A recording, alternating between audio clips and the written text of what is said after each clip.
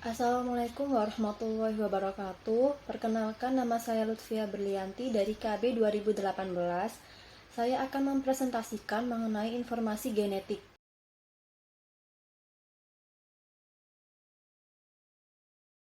Materi yang akan kita bahas kali ini yaitu ada 3. Yang pertama, DNA dan RNA. Yang kedua, replikasi DNA. Dan yang ketiga yaitu sintesis protein. Pada sintesis protein ini terbagi menjadi 2, yaitu transkripsi dan translasi. Pembahasan yang pertama yaitu mengenai genetika. Dalam genetika dikenal beberapa istilah seperti DNA, RNA, dan sintesis protein. Asam deoksiribonukleat atau DNA merupakan persenyawaan kimia yang sangat penting bagi makhluk hidup. DNA membawa keterangan genetik dari sel khususnya atau makhluk hidup dalam keseluruhannya. Selanjutnya yaitu mengenai DNA atau deoksiribonucleic acid dan RNA yaitu ribonucleic acid. DNA merupakan makromolekul berupa benang sangat panjang yang terbentuk dari sejumlah besar deoksiniribonukleotida yang masing-masing tersusun dari 3 macam molekul yaitu gula pentosa, asam fosfat, dan basa nitrogen. Seperti halnya DNA, RNA terdiri atas 3 macam molekul yakni gula pentosa, asam fosfat, dan basa nitrogen. Pada dasarnya, terdapat 2 kelompok utama RNA yang menyusun makhluk hidup, yaitu RNA genetik dan RNA non-genetik. Seperti yang sudah dijelaskan pada slide sebelumnya, kelompok utama RNA terdiri dari 2, yakni RNA genetik dan RNA non-genetik. Pada RNA genetik memiliki fungsi yang sama dengan DNA, yakni merupakan molekul genetik yang secara keseluruhan bertanggung jawab dalam membawa segala materi genetis seperti yang dimiliki oleh DNA. Sedangkan RNA non-genetik merupakan RNA yang tidak berperan sebagai DNA. RNA non-genetik dimiliki oleh makhluk hidup yang materi genetiknya diatur oleh DNA. Berdasarkan letak dan fungsinya, RNA dibedakan dalam 3 macam, yakni mRNA atau messenger RNA, tRNA atau transfer RNA, dan rRNA atau ribosomal RNA. mRNA dibuat di dalam nukleus, letaknya juga di dalam nukleus. Fungsi mRNA yaitu membawa kode-kode genetik dari DNA ke ribosom. Kemudian sebagai cetakan dalam sintesis protein. Pada tRNA dibuat dalam nukleus dan letaknya yaitu di sitoplasma. Fungsinya yaitu untuk mengikat asam amino di dalam sitoplasma dan juga sebagai penerjemah kodon dari mRNA. rRNA dibuat dalam nukleus, letaknya yaitu di ribosom dan fungsinya yaitu sebagai tempat pertemuan antara mRNA dan tRNA pada sintesis protein. Pada slide sebelumnya telah dijelaskan mengenai DNA dan RNA. Selanjutnya, saya akan membahas mengenai perbedaan DNA dan RNA. Perbedaan DNA dan RNA yaitu ada 4. Yang pertama, struktur gula. Gula yang terdapat pada DNA yaitu gula deoksiribosa, sedangkan pada RNA memiliki bentuk gula yaitu ribosa. Yang menjadi perbedaan yaitu struktur gula deoksiribosa pada atom C nomor 2 berikatan dengan gugus H atau hidrogen. Sedangkan pada struktur gula ribosa pada atom C nomor 2 berikatan dengan gugus OH yaitu hidroksil. Perbedaan yang kedua yaitu dapat dilihat dari basa nitrogen. Basa nitrogen baik pada DNA maupun RNA mempunyai struktur berupa cincin aromatik heterosiklik atau mengandung atom C dan atom N dan dapat dikelompokkan menjadi 2 golongan yaitu purin dan pirimidin. Berikut merupakan struktur basa purin dan pirimidin. Basa purin mempunyai 2 buah cincin atau bisiklik, sedangkan basa pirimidin hanya mempunyai 1 cincin atau monosiklik. Pada DNA dan juga RNA mempunyai basa purin yang sama, yaitu terdiri atas adenin dan guanin. Akan tetapi, untuk basa pirimidin ada perbedaan antara DNA dan RNA. pada DNA memiliki basa pirimidin yang terdiri atas sitosin dan timin. Sedangkan pada RNA tidak ada basa timin dan sebagai gantinya terdapat urasil. Timin berbeda dengan urasil karena adanya gugus metil pada posisi nomor 5 sehingga timin dapat juga dikatakan sebagai 5-metil urasil. Perbedaan yang ketiga yaitu dapat dilihat dari bentuk dan ukuran. Pada gambar berikut ini dapat dilihat perbedaan antara DNA dan RNA, yaitu pada DNA memiliki bentuk rantai ganda atau double helix dengan ukuran yang panjang. Sedangkan RNA memiliki bentuk rantai tunggal atau single helix dengan ukuran yang pendek.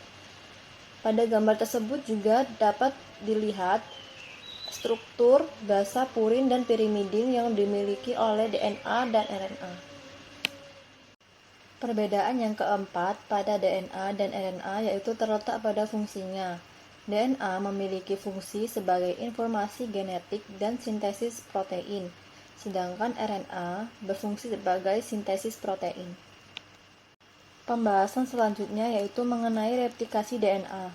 Replikasi DNA merupakan proses penggandaan DNA yang semula satu DNA menjadi dua DNA yang identik. Selanjutnya yaitu mengenai model replikasi DNA.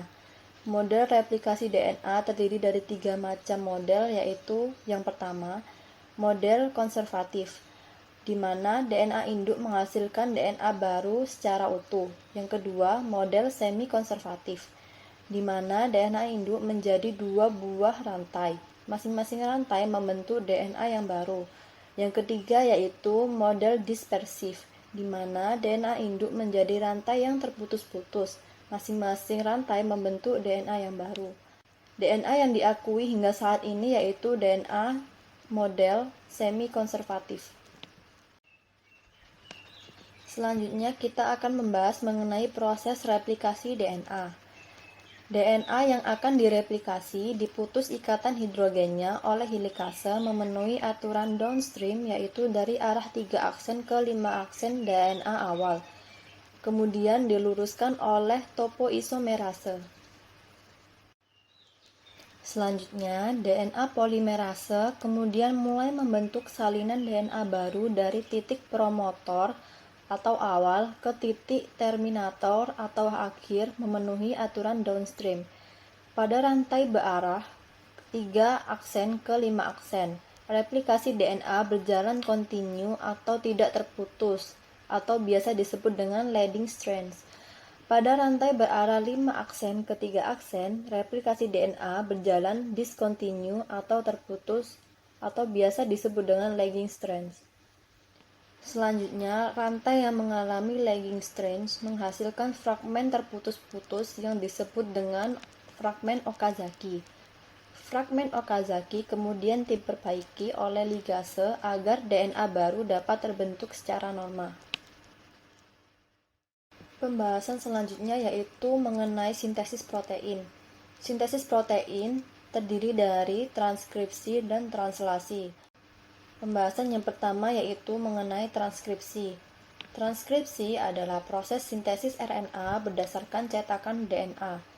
Tidak seperti pada replikasi DNA di mana masing-masing untai lama menjadi cetakan, pada transkripsi hanya salah satu untai DNA yang menjadi cetakan.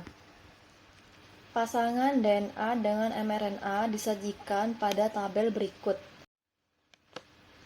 Tahapan transkripsi ada 3 tahap, yaitu inisiasi, elongasi, dan terminasi.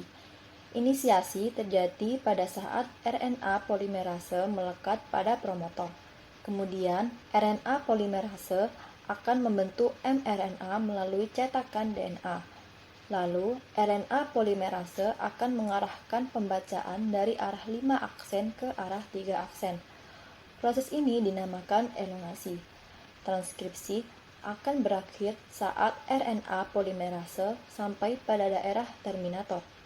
mRNA yang terbentuk mengandung urutan 3 basa nitrogen yang dikenal dengan kodon. Selanjutnya, kodon atau mRNA akan meninggalkan nukleus melalui pori-pori nukleus menuju sitoplasma untuk memulai translasi. Pembahasan selanjutnya yaitu mengenai translasi. Translasi adalah sintesis polipeptida yang diarahkan oleh RNA. Setelah tahap transkripsi, mRNA yang berada di nukleus akan berpindah ke sitoplasma untuk dilanjutkan ke tahap translasi. Pasangan mRNA dengan tRNA disajikan pada tabel berikut ini. Selanjutnya, saya akan membahas mengenai tahapan translasi. Yang pertama, mRNA keluar dari inti sel dan berikatan dengan rRNA pada ribosom. Yang kedua, tRNA lalu mencari start codon yaitu AUG pada mRNA untuk memulai proses translasi. Pada start codon, unit ribosom kecil dan besar bergabung untuk melengkapi proses inisiasi. Selanjutnya, AUG mengkode metionin sehingga setiap protein pasti mengandung metionin.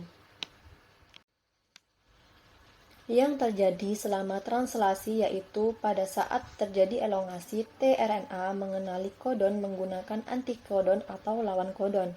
Kemudian, asam amino yang dikode tRNA lalu dibentuk oleh rRNA, kemudian diikatkan dengan tRNA menggunakan amino asid tRNA sintetase.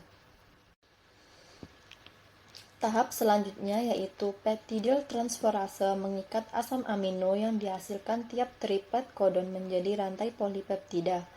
Terminasi terjadi ketika tRNA berhenti menerjemahkan setelah mencapai stop kodon, salah satunya yaitu UAA atau UAG atau UGA. Yang terjadi pada stop kodon yang pertama, tidak ada asam amino yang dikode. Yang kedua, mRNA, unit ribosom kecil dan besar, dan juga tRNA terpisah. Yang ketiga, rantai polipeptida lepas dari tRNA dan dibawa keluar ribosom, dan dimodifikasi di badan Golgi untuk diubah menjadi enzim, hormon, protein struktural atau organel baru, dan juga sebagai ekspresi gen. Sekian penjelasan dari saya mengenai informasi genetik. Apabila ada salah kata dan perbuatan, mohon dimaafkan. Terima kasih. Wassalamualaikum warahmatullahi wabarakatuh.